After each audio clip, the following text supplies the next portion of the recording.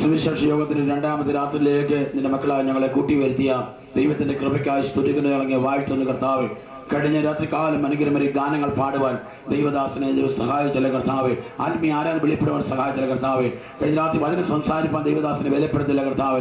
ഞങ്ങൾക്ക് കടന്നു വന്ന അനുഗ്രഹം പ്രാപിക്കാൻ സഹായിച്ചു കർത്താവ്. ഇന്ന് ഞങ്ങൾ വളരെ കർത്താവ് ഹാലലിയ താല്പര്യത്തോടെ കടന്നു വന്നിരിക്കുകയാണ് കർത്താവ്. പ്രകൃതി ഞങ്ങൾക്ക് അനുകൂലമാക്കി തന്നതിനായി സ്തുതിക്കുന്നു ഞങ്ങളെ വാഴ്ത്തുന്നു കർത്താവ്. ഈ രാത്രികാലം കൂടി വന്ന പിതാക്കന്മാരെ അനുഗ്രഹിക്കണമേ, മാതാക്കളെ അനുഗ്രഹിക്കണമേ, സഹോദരന്മാരെ അനുഗ്രഹിക്കണമേ, കുഞ്ഞുങ്ങളെ അനുഗ്രഹം പ്രാർത്ഥിക്കുന്നു. ദൈവദാസന്മാരെ ദൈവം അനുഗ്രഹം പ്രാർത്ഥിക്കുന്നു. പാട്ടുകൾ പാടുന്ന ഞങ്ങളുടെ കർത്താവ് ദാസൻ സ്റ്റാൻഡിക്ക് വേണ്ടി പ്രാർത്ഥിക്കുന്നു. തന്റെ പ്രവർത്തനങ്ങളെ അനുഗ്രഹിക്കുമാറാകണമേ. വളരെ ശക്തിയോടെ കർത്താവ് ആരാധിപ്പാൻ, ദൈവത്തെ മഹത്വപ്പെടുത്തുവാൻ നിന്റെ മകനെ സഹായത്തിനായി സ്തോത്രം ചെയ്യുന്ന കർത്താവ്.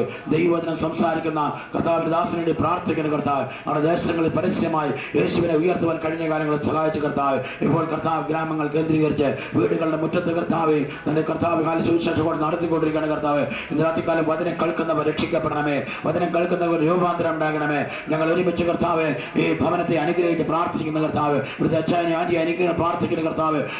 പിതാവിനെ അനുഗ്രഹിക്കണമേ, മക്കളെ അനുഗ്രഹം പ്രാർത്ഥിക്കുന്ന കർത്താവ്. ഈ ദേശത്തെ ഈ വീട് അനുഗ്രഹിക്കപ്പെടുവാൻ ഇടയാകാൻ പ്രാർത്ഥിക്കുന്ന കർത്താവ്. പെട്ടകം വരുന്ന ഭവനം അനുഗ്രഹിക്കപ്പെട്ട പോലെ ദൈവവചനം പറയുന്ന ഈ വീട് ദൈവത്തിന്റെ നാമത്തിൽ അനുഗ്രഹിക്കപ്പെടുവാനും നിത്യതയ്ക്ക് വേണ്ടി ഒരുങ്ങുവാനും സഹായിക്കണം പ്രാർത്ഥിക്കുന്ന കർത്താവ്. കൂടി വന്ന ദൈവദാസന്മാരെ എല്ലാവരെയും ഏൽപ്പിച്ച് പ്രാർത്ഥിക്കുന്നു. ഈ യോഗ നിമിത്തമായിട്ട് ഇവിടെയുള്ള സഭകൾ ഉന്നതപ്പെടുവാൻ, ആത്മാക്കൾ രക്ഷിക്കപ്പെടുവാൻ ഇടയാക്കണമെന്ന് പ്രാർത്ഥിക്കുന്ന കർത്താവ്. തുടർന്ന് ദൈവത്തിന് സംസാരിപ്പാൻ നിർദാസനെ വേലപ്പെടുത്തണമേ. ഇതുപോലെ യോഗങ്ങൾ ഇനിയും അനേക സ്ഥലങ്ങളിൽ നടക്കുവാൻ കർത്താവ് സഹായിക്കണമേ. ഇതിന് പിന്നിൽ കർത്താവ് സഹായിക്കുന്ന എല്ലാ കരകളെയും അനുഗ്രഹിക്കുന്ന കർത്താവ് സഹായിക്കണമെന്ന് ഞങ്ങൾ പ്രാർത്ഥിക്കുന്നു. കൂടി വന്ന് ഞങ്ങളോട് രാത്രികാലം സംസാരിക്കണമേ, ദേശത്തോട് സംസാരിക്കണമേ. ദൈവത്തിന്റെ വചനം ജീവനും ചൈതന്യമുള്ളതാണ്. ആ വചനം ഇന്ന് രാത്രികാലം കേൾക്കുന്ന എല്ലാവർക്കും വലിയ ചൈതന്യം ഉണ്ടാകുവാൻ, വിടുതലുണ്ടാകാൻ, അതിലുപരിയായി ഒരു നിത്യതയുണ്ട്. ആ നിത്യതയ്ക്ക് വേണ്ടി ഈ ലോകം അത് വിട്ട് ലോകത്തിന്റെ എല്ലാ മോഹങ്ങളും വിട്ട് ദൈവത്തിനോട് ജീവിപ്പാൻ ഒരു കൂട്ടത്തെ വേർതിരിക്കണമേ. പ്രാർത്ഥന കേട്ടതിനായി സ്തോത്രം. യേശു ക്രിസ്തുവിന്റെ ധന്യമുള്ള നാമത്തിൽ തന്നെ ആമേൻ. യേശു ക്രിസ്തുവിന്റെ ഫസ്റ്റ് മെസ്സേജ് നമുക്ക് എല്ലാവർക്കും, ഞാൻ ഇന്നലെ പറഞ്ഞപ്പോൾ ഓർമ്മിപ്പിച്ചൊരു കാര്യമുണ്ട്. നമുക്ക് എല്ലാവർക്കും യേശുവിനെ അറിയാം. യേശുവിനെ പല നിലകളിലാണ് ലോകം അറിയുന്നത്. എന്നാൽ യേശു ക്രിസ്തു പ്രസംഗിക്കാൻ തുടങ്ങിയപ്പോൾ യേശു പറഞ്ഞു തുടങ്ങിയത് കാലം തികഞ്ഞു, ദൈവരാജ്യം സമീപിച്ചിരിക്കുന്നു, മാനസാന്തരപ്പെട്ട് സുവിശേഷത്തിൽ വിശ്വസിപ്പിൻ. അപ്പോൾ യേശുവിന്റെ പ്രസംഗം മാനസാന്തരമായിരുന്നു. അതിനു മുൻപ് യേശു ക്രിസ്തുവിന് മുൻപ് പ്രസംഗിച്ചുകൊണ്ടിരുന്ന വ്യക്തിയുടെ പേര് യോഹന്നാനാണ്. അദ്ദേഹം പ്രസംഗിച്ചുകൊണ്ടിരുന്നതും മാനസാന്തരത്തെ കുറിച്ചായിരുന്നു. അദ്ദേഹം മാനസാന്തരത്തെ കുറിച്ച് പ്രസംഗിക്കുമ്പോൾ അദ്ദേഹത്തിന്റെ പ്രസംഗ ശൈലി സർപ്പസന്തതികളെ ഇപ്പോൾ തന്നെ വൃക്ഷങ്ങളുടെ ചുവട്ടിൽ കൊടാതെ ഭക്ഷിക്കുന്നു. അപ്പോൾ തെറ്റുകളെ ചൂണ്ടിക്കാണിച്ച് പ്രസംഗിക്കുന്ന ഒരു വ്യക്തിയായിരുന്നു യോഹന്നാൻ. തെറ്റുകളെ മൂടി പ്രസംഗിക്കുന്ന ആളായിരുന്നില്ല, തെറ്റുകളെ ചൂണ്ടിക്കാണിച്ച് തെറ്റുകളെ തെളിയിച്ച് പ്രസംഗിക്കുന്ന യോഹന്നാൻ തടവിലായി. ശേഷം യോഹന്നാന് ശേഷം യേശു പ്രസംഗിക്കുവാൻ തുടങ്ങി. യേശു ക്രിസ്തു പ്രസംഗിക്കാൻ തുടങ്ങിയപ്പോൾ ആദ്യം പ്രസംഗിച്ചത് ആ വാക്യമാണ് ഞാൻ ഇന്നലെ ഇവിടെ വായിച്ചതും. അതിനാസ്പദമായിട്ടാണ് ചില ദൈവികമായ വചനങ്ങൾ പറയുവാനും ഒക്കെ കർത്താവ് എന്നെ സഹായിച്ചത്. ഇന്ന് രാത്രിയിലും അതിനെ തുടർച്ചയായിട്ട് കൊണ്ടുപോകുവാനാണ് ആഗ്രഹിക്കുന്നത്. ഒരു രാജ്യത്തെ കുറിച്ചാണ് ഞാൻ പ്രസംഗിക്കുന്നത്. ഈ രാജ്യത്തിൽ നമ്മൾ കയറിയാൽ, യേശു ക്രിസ്തുവിന്റെ രാജ്യത്തിനകത്ത് ഒരു വ്യക്തി കയറിയാൽ ഉണ്ടാകുന്ന ഫലങ്ങൾ, ഈ രാജ്യത്തിന്റെ പ്രത്യേകത ദൈവരാജ്യം എന്ന ഈ രാജ്യത്തിന്റെ പേര്. യേശു പ്രസംഗിച്ചത് കാലം തികഞ്ഞു. തികഞ്ഞു എന്ന് പറയുമ്പോൾ, തീർന്നു എന്ന് പറയുമ്പോൾ രണ്ടിനും രണ്ടാണ് അർത്ഥം. തീർന്നു എന്ന് പറഞ്ഞാൽ ഒരു സാധനം തീർന്നു എന്ന് പറഞ്ഞാൽ പിന്നീട് ആ വസ്തു അവിടെ ഇല്ല എന്ന് പറഞ്ഞാൽ, നമ്മളൊരു വീട്ടിൽ എന്തെങ്കിലും ഒരു സാധനം ഉണ്ടാക്കിയിട്ട് ആ വീട്ടിലുണ്ടാക്കിയ സാധനം തീർന്നു പോയി എന്ന് പറഞ്ഞാൽ ആരെങ്കിലും ഗസ്റ്റ് വന്നാൽ പോലും പിന്നീട് കൊടുക്കാനില്ല ആ സാധനം. എന്നാൽ തികഞ്ഞു എന്ന് പറയുമ്പോൾ ഗസ്റ്റ് വന്നാലും കൊടുക്കാനുണ്ട്. വീട്ടിലിപ്പോൾ നമുക്ക് ഉച്ചഭക്ഷണം ഒരുക്കിയിരിക്കുക. അപ്പോൾ വീട്ടിലുള്ള അംഗങ്ങൾ 6 പേരാണ്. 6 പേർക്കുള്ള ഉച്ചഭക്ഷണം ഒരുക്കി. എന്നാൽ ഗസ്റ്റ് വന്നാലും കൊടുക്കാൻ കാണണമെങ്കിൽ എന്ത് പറയണമെന്ന് ചോദിച്ചാൽ, തികഞ്ഞു എന്ന വീട്ട് നാഥയായ പ്രിയപ്പെട്ട മാതാവ് പറയുകയാണ്, ഹസ്ബൻഡിനോട് പറയുകയാണ് തികഞ്ഞു എന്ന് പറഞ്ഞാൽ. അപ്പോൾ ആ സമയത്താണ് വീട്ടിലേക്ക് ഒരു 4 പേര് ഗസ്റ്റായിട്ട് വന്നിരിക്കുന്നത്. അപ്പോൾ തികഞ്ഞ സാധനം ഗസ്റ്റിനും കൊടുക്കാനുണ്ടെന്നാ. അപ്പോൾ ഇവിടെ വായിക്കുന്നത് കാലം തികഞ്ഞു, ദൈവരാജ്യം സമീപിച്ചിരിക്കുന്നു. അപ്പോൾ തികഞ്ഞു എന്ന് പറഞ്ഞാൽ ഈ കാലം തികഞ്ഞു എന്ന് പറയുമ്പോൾ ഈ രാജ്യത്തിനകത്തേക്ക് ഇനിയും ആൾക്കാർ കയറി വരാനുണ്ട്. തീർന്നിട്ടില്ല, സുവിശേഷീകരണം തീർന്നിട്ടില്ല. ഒരു സുവിശേഷ യോഗമോ അല്ലെങ്കിൽ ഒരു പരസ്യ യോഗമോ അല്ലെങ്കിൽ ഒരു കൺവെൻഷനോ കൊണ്ടൊന്നും തീരുന്നതല്ല. യേശുക്രിസ്തുവിന്റെ രാജ്യം, യേശുക്രിസ്തുവിന്റെ രാജ്യം നിത്യരാജ്യമാണ്. ഇത് ഞങ്ങൾ ചെയ്തില്ലെങ്കിൽ ഞങ്ങൾക്ക് പകരം മറ്റുള്ള ആൾക്കാരെ കൊണ്ട് കർത്താവ് ചെയ്യിപ്പിക്കും. ഇപ്പോൾ ഞങ്ങളെ നിർത്തിയത്, ഇന്നിപ്പോൾ ഈ 2 ദിവസക്കാലം എന്നെ ഇവിടെ നിർത്തിയെന്ന് മാത്രമേ ഉള്ളൂ. ഞാൻ ചെയ്തില്ലെങ്കിൽ അടുത്ത ആളിനെ ഈ വേദിയിൽ നിന്നിട്ട് കർത്താവ് പ്രസംഗിപ്പിക്കും. അത് കർത്താവിന്റെ ഇഷ്ടമാണ്. യേശുവിന് ഇഷ്ടമുള്ളതുപോലെയാണ് യേശു കാര്യങ്ങൾ ചെയ്യുന്നത്. നമ്മുടെ ഇഷ്ടത്തിന് കാര്യങ്ങൾ ചെയ്യുന്ന ആളിനെ അല്ല ഞാൻ പ്രസംഗിക്കുന്നത്. യേശുവിന്റെ ഇഷ്ടമാണ് യേശു ചെയ്യുന്നത്. ഇവിടെ വായിച്ചത് കാലം തികഞ്ഞു, ദൈവരാജ്യം സമീപിച്ചിരിക്കുന്നു, മാനസാന്തരപ്പെടുന്ന വ്യക്തിക്ക് മാത്രമേ ഈ രാജ്യത്തിൽ കയറാനൊക്കത്തുള്ളൂ.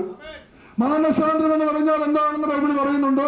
ഗലാത്യലേഖനം 5-ാം അധ്യായം അതിന്റെ 19, 22 വാക്യങ്ങളിൽ മാനസാന്തരപ്പെട്ട വ്യക്തിയുടെ ഫലവും മാനസാന്തരപ്പെടാത്ത വ്യക്തിയുടെ ഫലവും പറയുന്നുണ്ട്. മാനസാന്തരപ്പെടാത്ത വ്യക്തിയുടെ ഫലം പറഞ്ഞതിന് ശേഷം മാനസാന്തരപ്പെട്ട വ്യക്തിയുടെ ഫലം ഞാൻ പറയാം.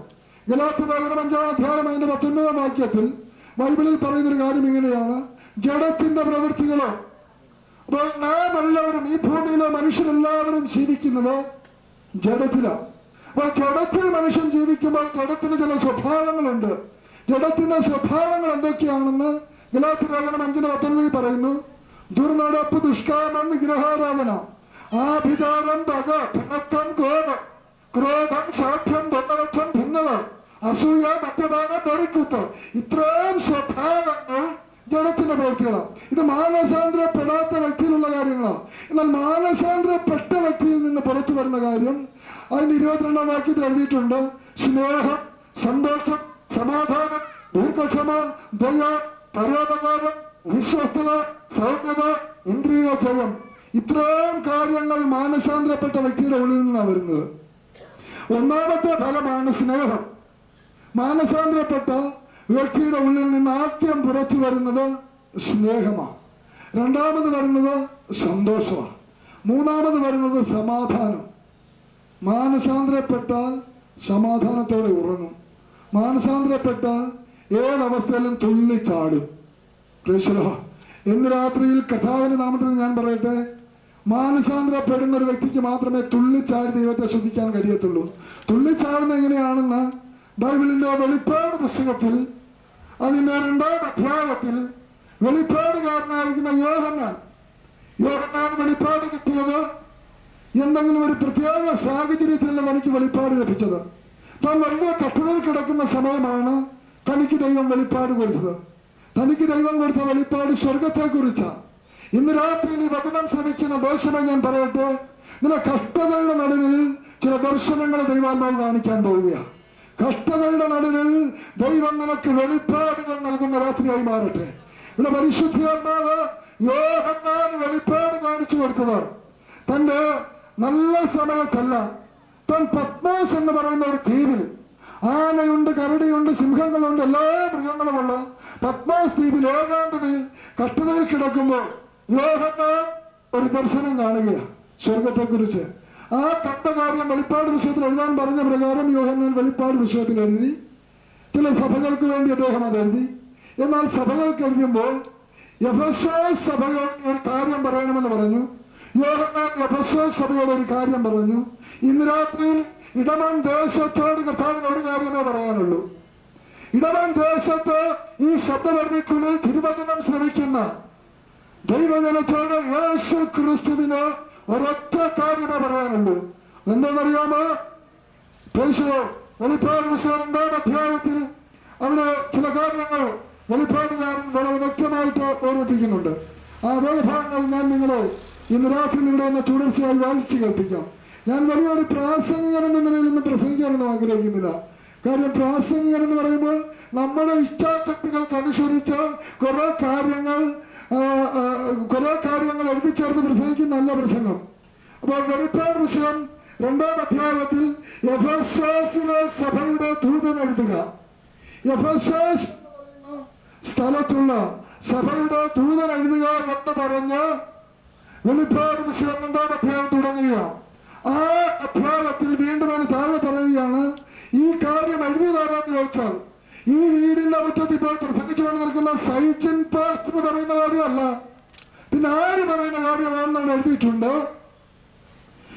7 നക്ഷത്രം വലം കൈയിൽ പിടിച്ചുകൊണ്ട് 7 പൊൻനിലവിളക്കുകളുടെ നടുവിൽ നടക്കുന്നവൻ അരുളി ചെയ്യുന്നത്, ഞാൻ നിന്റെ പ്രവൃത്തിയും പ്രയത്നവും സഹിഷ്ണുതയും കൊള്ളരുതാത്തവരെ നിനക്ക് സഹിച്ചുകൂടാത്തതും അപ്പസ്തോലന്മാരല്ലാതിരിക്കെ നീ അപ്പസ്തോലന്മാർ എന്ന് പറയുന്നവരെ പരീക്ഷിച്ച് കള്ളന്മാർ എന്ന് കണ്ടതും നിനക്ക് സഹിഷ്ണുതയുള്ളതും തളർന്നു പോകാത്തതും എന്റെ നാമം നിമിത്തം നീ സഹിച്ചതും ഞാൻ അറിയുന്നു.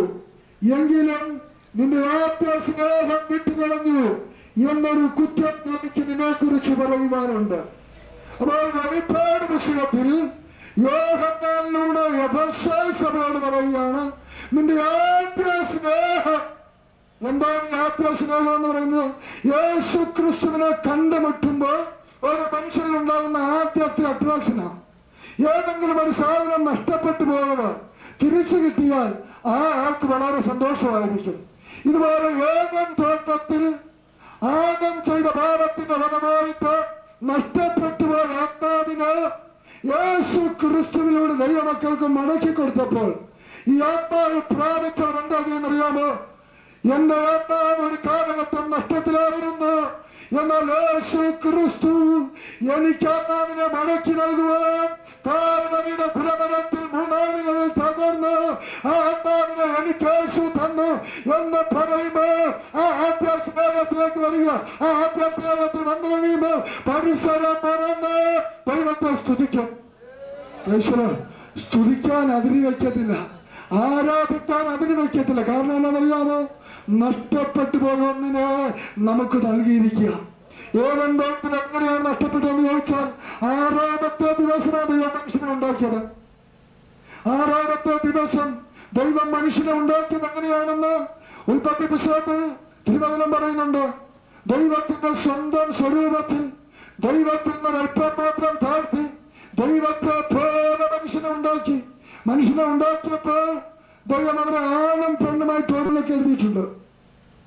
അപ്പോൾ മനുഷ്യനെ സൃഷ്ടിച്ചിട്ട് ദൈവം മനുഷ്യനോട് പറഞ്ഞത് അതിനെ അടക്കി വാഴണമെന്ന്. അപ്പോൾ അടക്കുവാനും വാഴുവാനും എല്ലാമുള്ള അധികാരം കൊടുത്ത് മനുഷ്യനെ ഏദൻ തോട്ടത്തിൽ കൊണ്ട് ദൈവം പാർപ്പിച്ചു കഴിഞ്ഞപ്പോൾ ഈ ഏദൻ തോട്ടത്തിൽ മനുഷ്യൻ ചെയ്യരുതെന്ന് പറഞ്ഞതായ ഒരു വൃക്ഷം കൂടി ദൈവം അവിടെ സൃഷ്ടിച്ചായിരുന്നു. ഇതുപോലെ ഒരു തോട്ടത്തിൽ ദൈവം നമ്മളെല്ലാവരെയും ഭൂമിയിലാക്കിയിരിക്കുക. ഏദൻ തോട്ടത്തോടെ ഒരു ഭൂമിയിൽ ദൈവം നമ്മളെ ആക്കിയിരിക്കുക. അപ്പോൾ ഈ ഭൂമിയിൽ ജീവിക്കുന്ന മനുഷ്യൻ നല്ലതുപോലെ ജീവിക്കണോ കെട്ടതായി ജീവിക്കണോ എന്ന ഒരു ലംഘനത്തിന് നടുവിലാണ് ദൈവം നമ്മളെ ആക്കിയിരിക്കുന്നത്. അപ്പോൾ ഏദൻ തോട്ടത്തിൽ ദൈവം മനുഷ്യനോട് പറയുന്നത്, ഈ തോട്ടത്തിൽ നീ സുഭിക്ഷമായി ജോലി ചെയ്ത് ജീവിക്കണം. പക്ഷെ ഈ തോട്ടത്തിന്റെ നടുഭാഗത്ത് ഞാനൊരു വൃക്ഷം നട്ടിട്ടുണ്ട്, ആ വൃക്ഷത്തിന്റെ ഫലം നീ പറിച്ച് തിന്നരുത്. ചോയ്സ് വ്യക്തിപരമാണ്. സ്വയം തിരഞ്ഞെടുക്കാം. പാപം ചെയ്യണോ പാപം ചെയ്യാതിരിക്കണം, ഇത് വ്യക്തിപരമാണ്. ആർക്കും ആരെയും ഒരു കാര്യങ്ങളും അടിച്ചേൽപ്പിക്കാൻ കഴിയത്തില്ല. സ്വയം തീരുമാനിച്ചാൽ ഞാൻ പാപം ചെയ്യത്തില്ല എന്ന് സ്വയം തീരുമാനമെടുത്ത് യേശുവിന്റെ സന്നിധിയിലേക്ക് മടങ്ങി വന്ന് ദൈവത്തിന്റെ ദേശത്ത് അനുഗ്രഹിക്കാൻ പോകുക. അപ്പോൾ സ്വയ തീരുമാനമാണ് മനുഷ്യന് പാപം ചെയ്യരുതെന്നുള്ളത്. ഇപ്പോൾ ദൈവം മനുഷ്യനോട് പറയുന്നത്, ഈ വൃക്ഷത്തിന്റെ ഫലം നിങ്ങൾ തിന്നരുത്, തിന്നുന്ന നാളിൽ നിങ്ങൾ മരിക്കും. പക്ഷേ മനുഷ്യന് കൂട്ടായിരിക്കുവാൻ കൊടുത്ത സ്ത്രീ, മനുഷ്യൻ ജോലിക്ക് പോയ സമയം സ്ത്രീയുടെ അടുക്കൽ ദൈവം സൃഷ്ടിച്ചതായ പാമ്പ് കടന്നു വന്നു. ഇത് ഒരു കഥയല്ല ഞാൻ പറയുന്നത്, ഉൽപ്പത്തി പുസ്തകത്തിലുള്ള കാര്യങ്ങളായി പറയുന്നത്. ബൈബിളിന്റെ 1ാമത്തെ പുസ്തകമായ ഉൽപ്പത്തി പുസ്തകത്തിൽ മനുഷ്യന്റെ സൃഷ്ടിപ്പ് സമയത്ത് ഉള്ള കാര്യം ഉള്ള കാര്യമാണ് പറയുന്നത്. അപ്പുറത്ത് മറ്റൊരു കാര്യം പറയുന്നില്ല. അപ്പോൾ ബൈബിൾ കോളേജിൽ പഠിച്ച തിയോളജി എന്നാണ് ഞാൻ പറയുന്നത്. ഇവിടെ ബൈബിളിലുള്ള കാര്യം അതുപോലെ എന്ന് പറയുക. അപ്പോൾ ദൈവം ഈ സ്ത്രീയുടെ അടുത്തേക്ക് ദൈവം സൃഷ്ടിച്ചതായ പാമ്പ് വന്നു. പാമ്പിനെ ഒരിക്കലും ദൈവം പിശാചായിട്ട് സൃഷ്ടിച്ചിട്ടില്ല. ഈ പാമ്പിന്റെ ഉള്ളിൽ പിശാച് കടന്നുകൂടിയിരിക്കുക. പാമ്പിന്റെ ഉള്ളിൽ പിശാച് കടന്നുകൂടണമെങ്കിൽ പിശാച് എവിടെ നിന്നാണ് വന്നത്? അപ്പോൾ പിശാച് എങ്ങനെയാണ് ഭൂമിയിൽ ഉണ്ടായത്? നമ്മൾ ചിന്തിക്കേണ്ട കാര്യമാണ്.